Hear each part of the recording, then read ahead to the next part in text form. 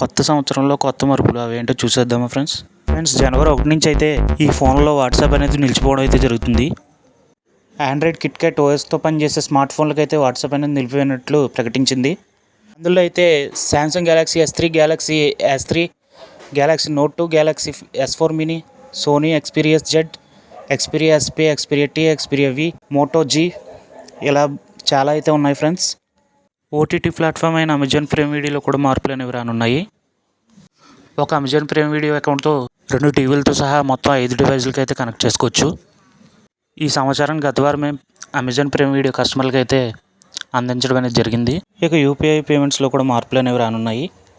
Internet, smart phone అవసరం లేకుండా UPI సర్వీసులను అందించేందుకు తీసుకొచ్చిన యూపీఐ 123 పే పరిమితి పెరగనుంది. అయితే జనవరి నుంచి దీని ద్వారా గరిష్టంగా 10,000 వరకు లావాదేవీలను అయితే నిర్వహించుకోవచ్చు. ఫ్రెండ్స్, మా వీడియో కనుక నచ్చినట్లయితే సబ్స్క్రైబ్ చేసుకోండి. దయచేసి లైక్ చేయండి, షేర్ చేయండి. Okay, thank you friends.